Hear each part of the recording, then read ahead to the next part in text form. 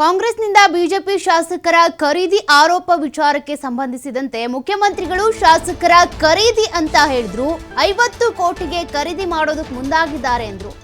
ಹಿಂದೆ ಅವರು ಖರೀದಿ ಮಾಡಿದ್ದೇನು?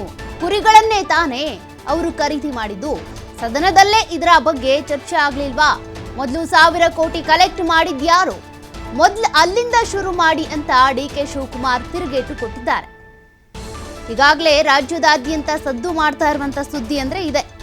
50 ಕೋಟಿ ಆಫರ್ ಇದೆ ಕಾಂಗ್ರೆಸ್ ಶಾಸಕರನ್ನ ಖರೀದಿ ಮಾಡ್ಕೊಳ್ಳೋದಕ್ಕೆ. ಆಪರೇಷನ್ ಕಮಲ ನಡೀತಾ ಇದೆ ಅಂತ. ಇದ್ರ ಬಗ್ಗೆ ಈಗ ಡಿಕೆ ಶಿವಕುಮಾರ್ ಕೂಡ ಪ್ರತಿಕ್ರಿಯೆ ಕೊಟ್ಟಿದ್ದಾರೆ. ಈಗ ಚೀಫ್ ಮಿನಿಸ್ಟರ್ ಹೇಳಿದ್ರು 50 ಕೋಟಿ ಕೊಡಕ್ಕೆ ಹೊರಟಿದ್ದಾರೆ ಅಂತ. ಯಾಕೆ ಚೀಫ್ ಮಿನಿಸ್ಟರ್ ಹೇಳಿದ್ರು ಅಂತ ಅಂದ್ರೆ ಯತ್ನಾಳು 1,000 ಕೋಟಿ ರೂಪಾಯಿ ಕಲೆಕ್ಟ್ ಮಾಡಿದ್ದಾರೆ ಅಂತ ಹೇಳಿದ್ರು ಇಲ್ಲೋ? That is the evidence. What more evidence you want? ತನಿಖೆ ಮಾಡೋ ಕುರಿನಾ ಅಂತ ಕೇಳಿದ್ರೆ ಈ ಹಿಂದೆ ಖರೀದಿ ಮಾಡಿದ್ರಲ್ಲ ಅವ್ರೇನು ಕುರಿಗಳಲ್ವಾ? ಕುರಿಗಳನ್ನೇ ಖರೀದಿ ಮಾಡಿದ್ದವರು. ನಾವು ಅದನ್ನೇ ಕೇಳಿದ್ದು. ದನ ಕುರಿಗಳು ಖರೀದಿ ಮಾಡ್ದಂಗೆ ನೀವು MLAಗಳನ್ನ ಮಾಡಿದ್ರಲ್ಲಪ್ಪ ಅಂತ ಹೇಳಿದ್ದು.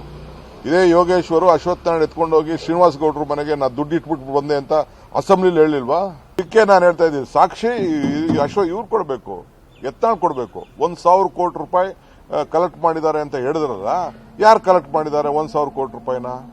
ಅವ್ರು ಕೊಡಬೇಕು, ಅವರು ಸ್ಟೇಟ್ಮೆಂಟ್ ಕೊಡಬೇಕು. ಪೊಲೀಸ್ ಸ್ಟೇಷನ್ ಕಂಪ್ಲೇಂಟ್ ಆಗಿದೆ, ಪೊಲೀಸ್ ಸ್ಟೇಷನ್ ಮುಂದೆ ಬಂದವ್ರು ಹೇಳ್ಬೇಕೀಗ ಯಾರು ಹೇಳಿದ್ರು ಏನು ಅಂತ. ಹಿಂದೇನು ಹೇಳಿರ್ಲಿಲ್ವಾ?